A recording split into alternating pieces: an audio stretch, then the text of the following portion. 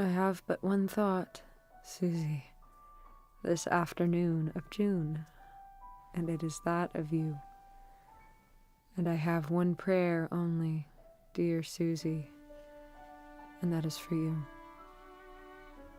If you were here, and oh, that you were, my darling Susie, we need not talk at all.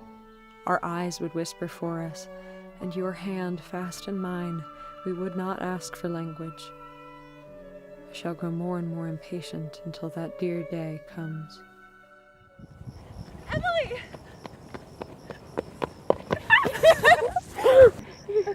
God, I missed you. It feels like ages since school ended. How are you? Better now that I'm here.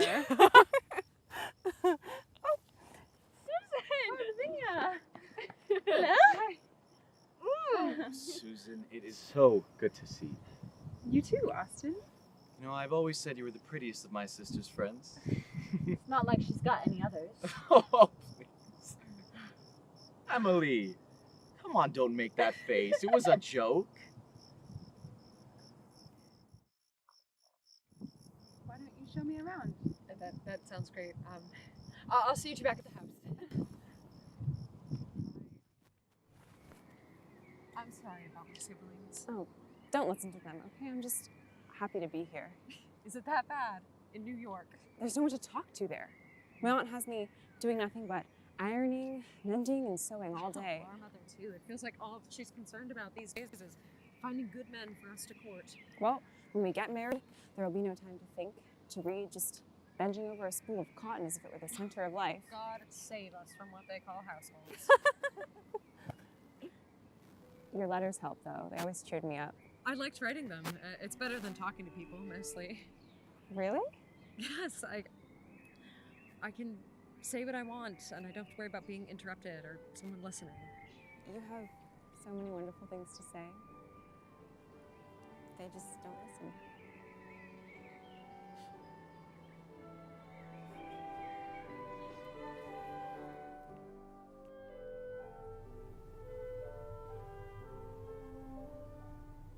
Wendy from school is expecting her first child in October. Do you remember her?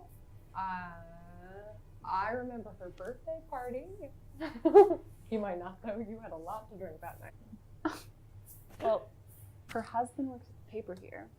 She said that he might be able to put in one of my stories. Oh. Maybe one of your poems, too. They're not, I couldn't picture them in the paper. Do you want some help with that? Sure.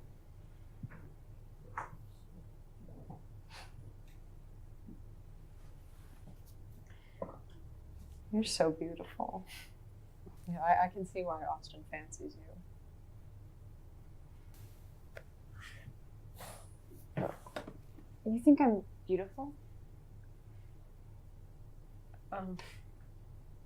Of course. If I were a gentleman, I'd never look at any other girl but you. I think you're gorgeous. You don't have to say that.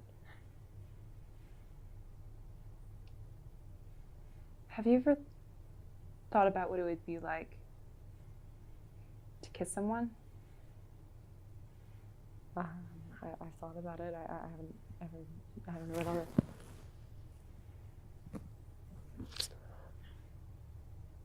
I'm sorry. I'm sorry. I was just being silly. It was a bit.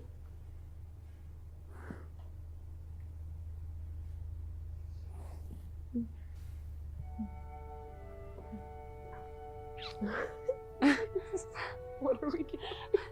I don't know, but have you? Scott. Good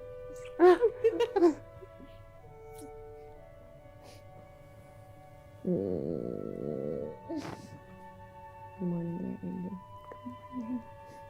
That's what you're calling me now? Yeah, there's a lot of things I could call you. Like what? Susie, my darling Sue. Like Pearl. My angel. Yeah, I do. I think you're an angel. Why? When I'm at church, and the pastor says, Our Heavenly Father. I say, "Oh, darling Susie." And when they sing, oh, I just keep saying how much I love you.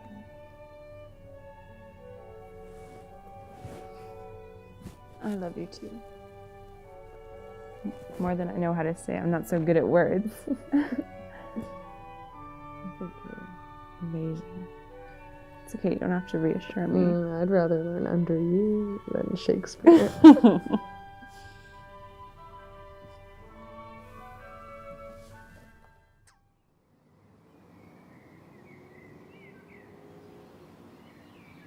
Summer's really here now. Lots of tomatoes and peaches in the garden. Lavinia's been complaining about the heat, but I think Austin's only mad he can't stay at Harvard until it starts again. What's wrong? You've barely said anything all day. Austin asked me to marry him yesterday.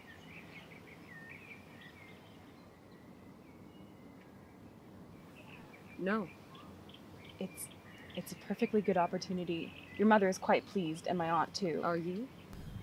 I'm lucky he asked me. My aunt says no other gentleman is so well-mannered and successful. Is and that you're... what matters?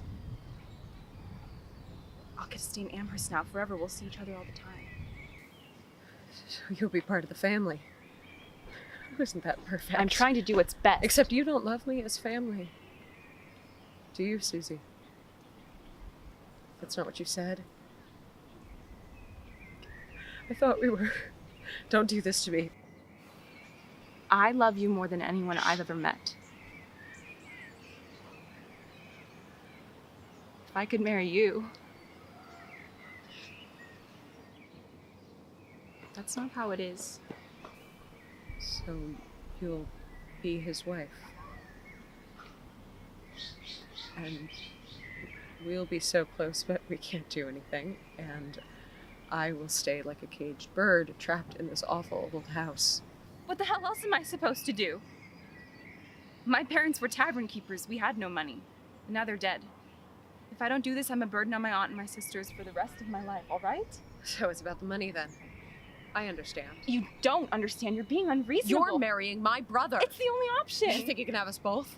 You think you could settle for him because he looks like me? You want him? Shut up! No! I hate this. But just because you don't understand reality, just because you've got no men calling on you,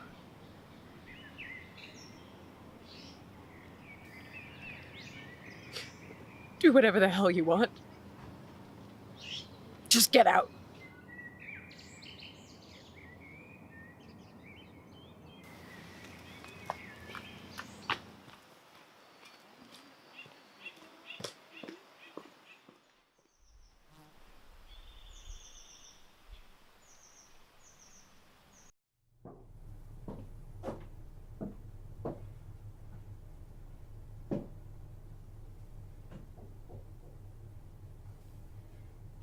Susie, hello. Do you have an answer for me? Please don't call me that. It's a silly name. But yes, I do.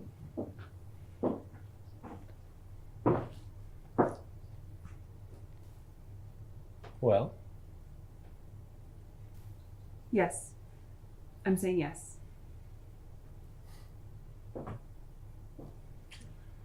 Susan, you've made me so happy.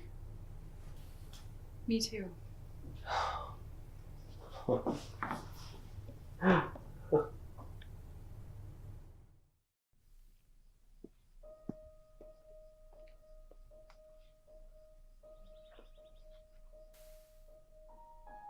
going on with you? You're more sour than usual. Nothing. I'm fine. You could show a little excitement. Your brother's getting married. Yes. It's great for you. Congratulations.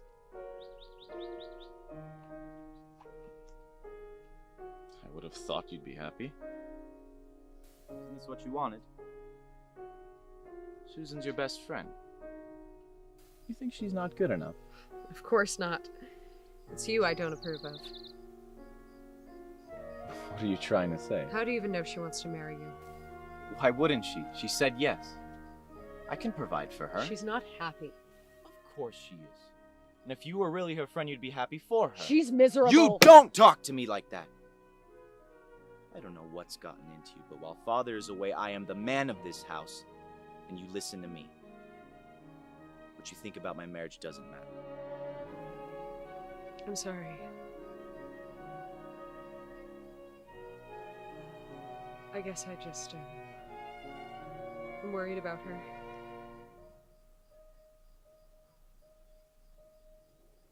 I guess we both love Susie just as well as we can. It was a wonderful trip. Susan's Aunt Sophia was so pleased to meet me. I hope everything was all right at the house between you and Emily. Oh, we were fine. We just didn't expect you and Susan to be gone for so long. Austin, dear, it's a bit cold outside. Would you mind grabbing my shawl from the house? Oh, of course.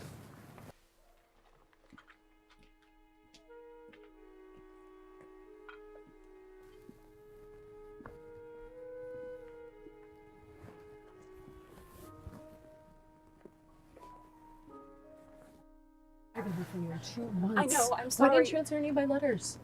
Letters? I didn't get any. Read this and meet me tonight in the field at midnight. I'm gonna get out of here and I want you to come with me. Please. Emily, Here you are. you dear.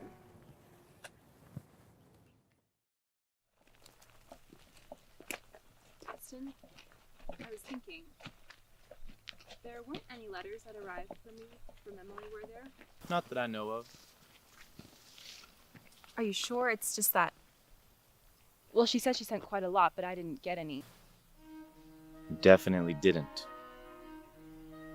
Don't lie to me, Austin. I was aware that you had been in correspondence with her for some time, but never knew it was at an end. So, you will not suspect me of having interfered with your epistolary intercourse with her. Yes, dear.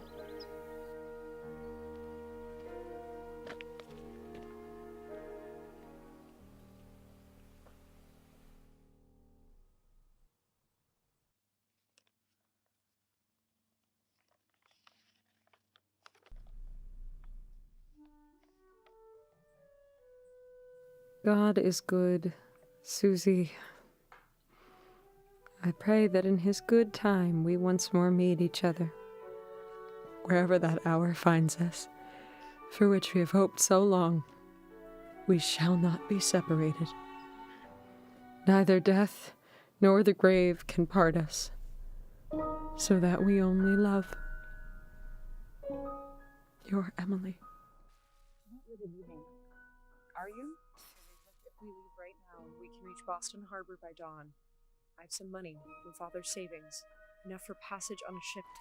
What? London's a big city, big enough to get lost in. We'll get jobs at a factory or as maids, be spinsters. Sounds like a lonely life. Not if you're with me.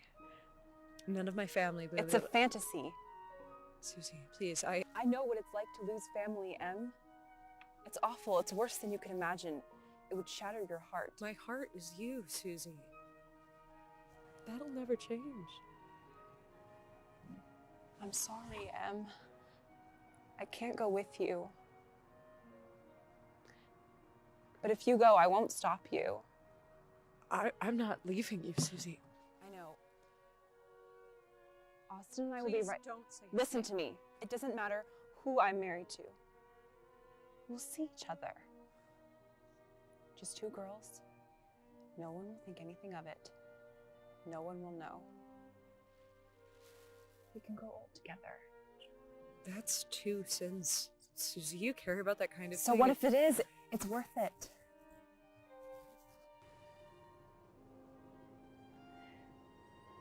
Do you really mean it? Promise me. I promise. All right. We're not caged birds. Neither of us are. We're hidden treasure.